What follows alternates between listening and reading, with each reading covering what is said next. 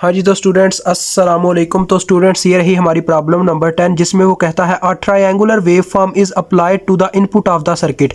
एक triangular wave form जो है वो अप्लाई की गई है एक इनपुट सर्किट पे, ठीक है। Input as a input apply की गई है। डिटरमाइन यानी इस ऑप एम्प पे ये आपके सामने मैंने शेप ड्रा की हुई है। वो कहता है डिटरमाइन व्हाट द आउटपुट, यानी आउटपुट क्या होगी, should be and sketch its wave form in relation to the input. यानी आपने क्या करना है जी, इसके रिलेशन में इसकी आउटपुट की भी वेव फॉर्म ड्रा करनी है। Also determine the magnitude of capacitor current. ये सी का मीन्स कैपेसिटर है। मैंने इस यहाँ पे जगह काम थी, इस वजह से इसे सी से ही प्रेजेंट कर दिया। यानी मैंने कैपेसिटिव की करंट भी निकालनी है। काफ़ी ईजी है। पहले आप अपना फर्स्ट काम करें, यानी फर्स्ट वर्क डन करें, आप आउटपुट निकालें। उसके लिए क्या करना है जी, सबसे पहले आप यहाँ पे इसका मैं आपको प्रूफ करके दिखाऊंगा। यहाँ पे हम एक करंट भेजते हैं IF के नाम से, और यहाँ पे आगे करंट जाएगी I1 के नाम से, ठीक है। यानी कि इधर इनफाइनाइट रेजिस्टेंस होता है इसके अंदर। जब यहाँ पे करंट IF पहुंचती है तो वो यहाँ से यहाँ पे जा ही नहीं पाती, क्योंकि इसके अंदर इनफाइनाइट रेजिस्टेंस होता है। तो इनडायरेक्टली सारी की सारी करंट आगे चली जाती है।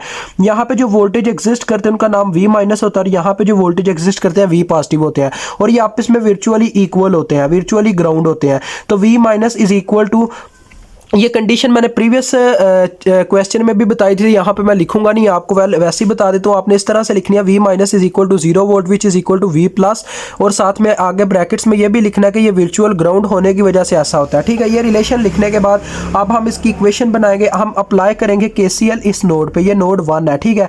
KCL अप्लाई किया तो क्या आ गया जी, the sum of entering current is equal to sum of living current, यानी IF is equal to I1। तो IF की अगर हम इक्वेशन लिखना चाहे तो देखें ये कहाँ से निकली है, यानी ये आ गई हमारे पास IF is equal to I1। IF जिस वोल्टेज में से निकला वो वोल्टेज माइनस जहां पे एंटर कर रही है वो वाले वोल्टेज डिवाइडेड बाय रास्ते वाली रेजिस्टेंस। तो देखें V not minus V minus divided by R। अब I1 की बात करूं तो स्टूडेंट्स यहाँ पे एक चीज़ नोटिस कीजिएगा, कैपेसिटर के क्रॉस जो करंट होती है ना वो बराबर होती है capacitance into derivative of voltage. तो capacitance into derivative of voltage, तो वोल्टेज की बात की जाए तो ये जिसमें से निकली है उसी लिहाज से इक्वेशन लिखी जाएगी जैसे इसकी लिखी गई थी, यानी जहां से निकली वो वाले वोल्टेज माइनस जहां पे एंटर हुई वो वाले वोल्टेज। तो देखिए V माइनस में से निकली है माइनस V इन हो जाएगा, यानी कि V इन में एंटर करिए, ये V इन वोल्टेज है। अभी हम इसकी बात नहीं कर रहे, स्केच की बात नहीं कर रहे, स्केच को भी छोड़ दें। तो V माइनस 0 के बराबर है, तो हमारे पास आ गया V naught over R is equal to C into derivative of, यहाँ पे क्या होगा जी स्टूडेंट्स चेक कीजिएगा, माइनस पीछे आ जाएगा क्योंकि ये 0 के इक्वल है। 0 माइनस आएगा तो माइनस V इन निकलेगी, तो सिर्फ V इन आगे रह जाएगी, माइनस को हमने पीछे निकाल लिया। तो हमारे पास V नॉट का जी फार्मूला डेवलप हो गया, minus RC into D over DT साथ में V इन।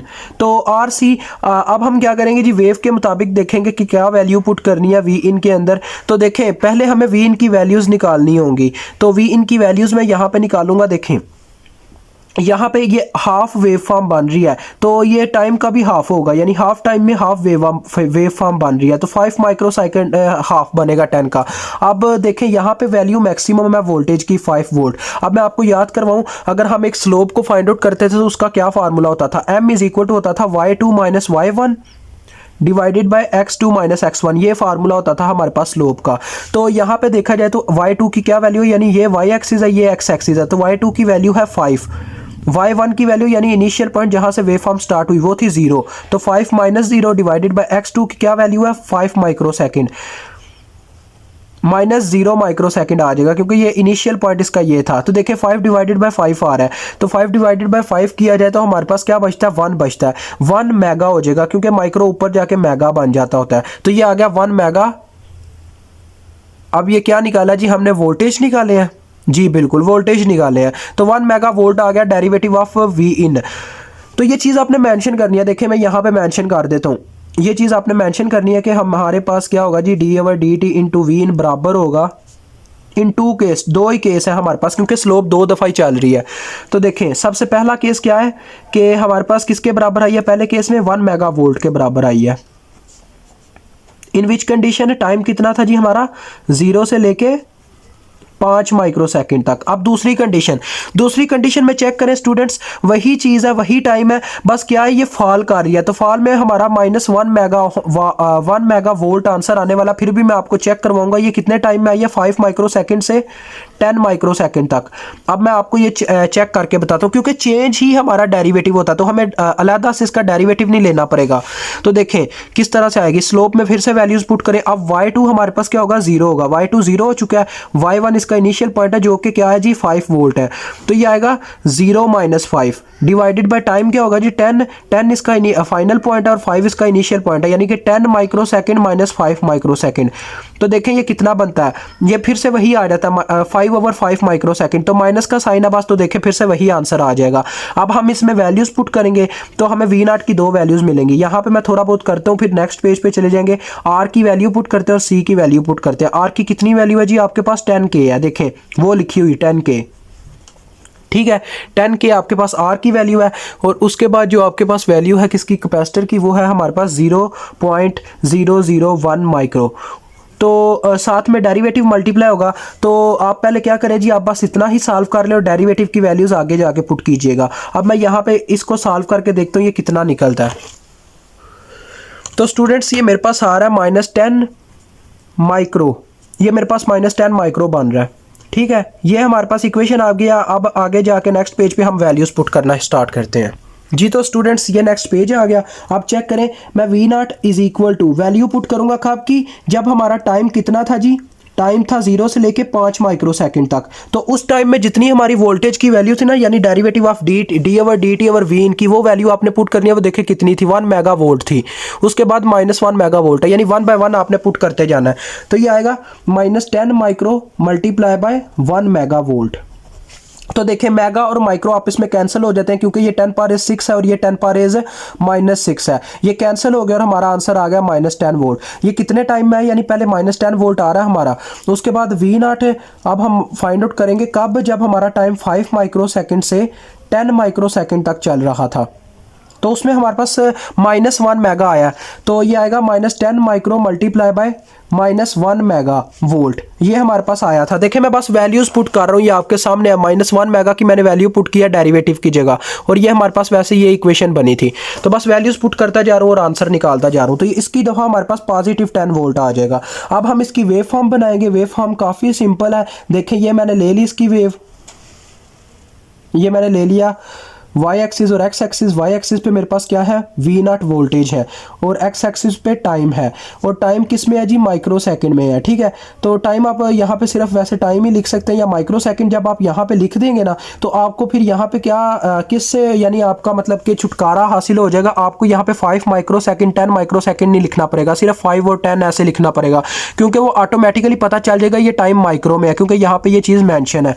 तो वोल्टेज की वैल्यू कितनी कितनी आई है, पॉजिटिव में 10 वोल्ट तक मैक्सिमम आई है, तो यहाँ पे 10 वोल्ट यहाँ पे मेंशन कर दे, और नेगेटिव में -10 आई है।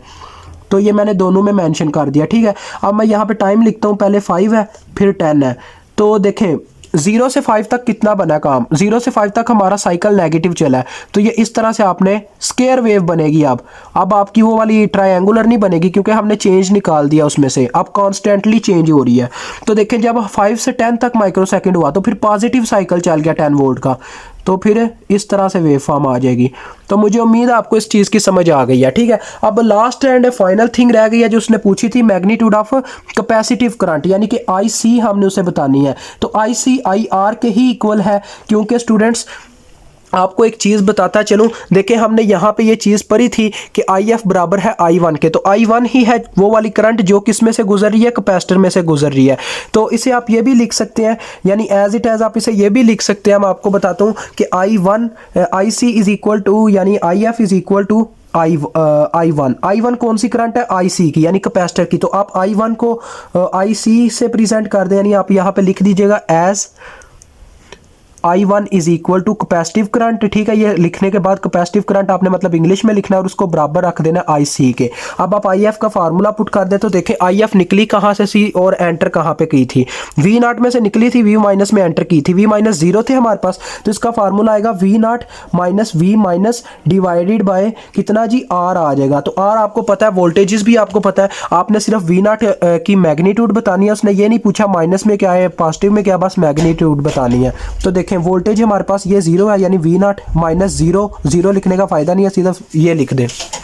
तो देखें स्टूडेंट्स, आपने पास मैग्नीट्यूड पुट करनी है। देखें वी नॉट की वैल्यू सेम थी, बस वो मैग्नीट्यूड का फर्क था, मतलब साइन का फर्क था। तो मैग्नीट्यूड में साइन पॉजिटिव ही पुट किया जाता है। 10 वोल्ट है हमारी वी नॉट की वैल्यू, तो 10 पुट करें और आर की वैल्यू पे डिवाइड करें, जो कि 10 के थी हमारे पास। तो ये आगे कितनी 1 मिली एम्पेयर। आपको एक दफ़ा चेक भी करवा देता हूँ, देख लें, आपके सामने है 10 किलो ओम के बराबर था आर हमारा। तो इस तरह से ये क्वेश्चन सॉल्व होता है। इंशाल्लाह अगर ज़िंदगी रही तो नेक्स्ट वीडियो में मुलाकात होगी। अभी के लिए अल्लाह हाफिज़, और कमेंट्स में लाजमी रिव्यू दे के जाइएगा कि आपको वीडियो कैसी लगी।